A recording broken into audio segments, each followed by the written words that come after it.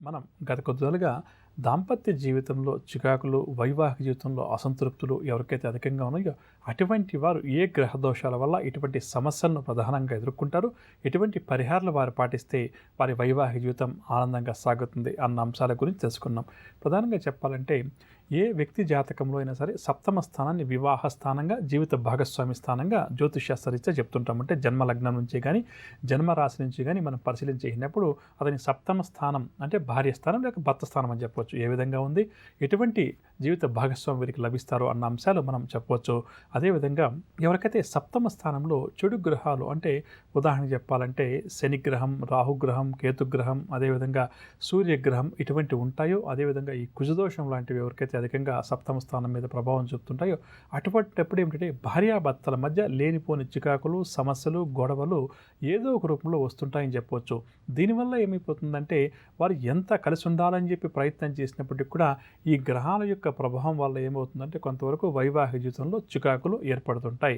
కాబట్టి ఇటువంటి సమస్యలు ఉన్నప్పుడు ప్రధానంగా జాతక చక్రం ఉన్నటువంటి మన ప్రేక్షకులు వారి కుల పురోహితులను కలిసి ఒకసారి వారి జాతక చక్రాన్ని పరిశీలించేసుకుని ఏ గ్రహం వల్ల వారికి ఇబ్బందులు వస్తున్నాయి అన్న అంశాన్ని మొట్టమొదటిగా పరిశీలించేయాలి.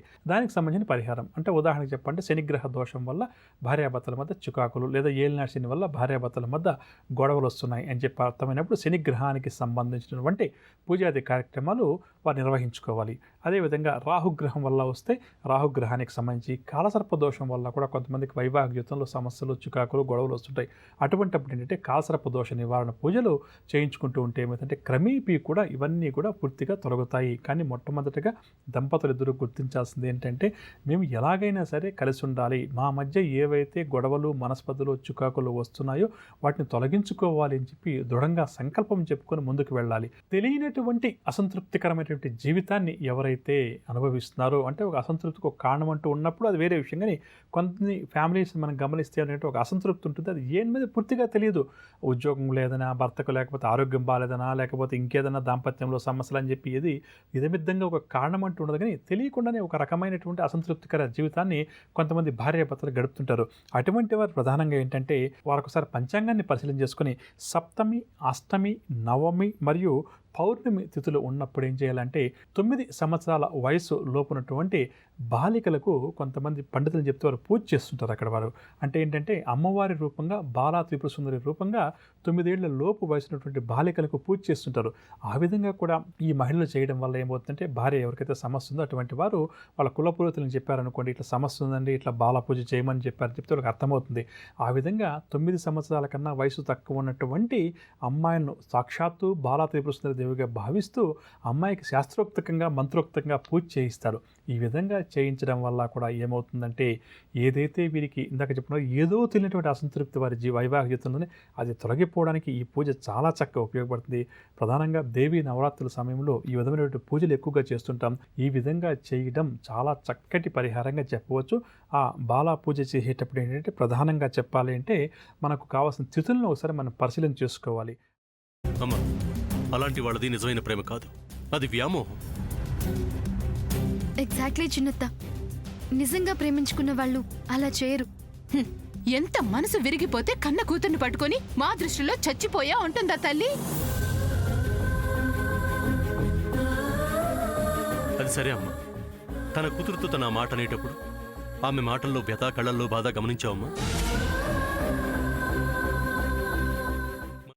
పెద్దబాబుకు బర్త్డే విషెస్ చెప్పు కూడా వెళ్ళాం కదా. ఊరికే ఎలా కాలిపోతుంది? మంట పెడితేనో పడితేనో తగలబడుతుంది.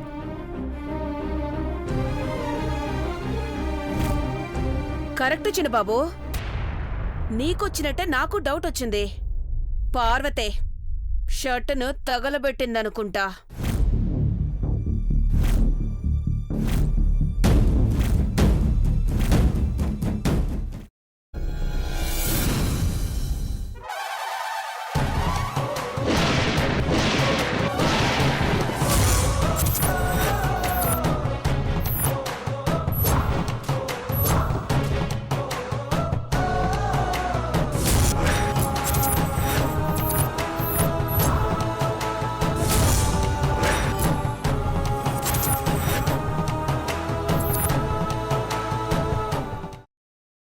తర్వాత పొట్టు తీసేసి చాప్ చేసి పక్కన పెట్టుకోవాలి.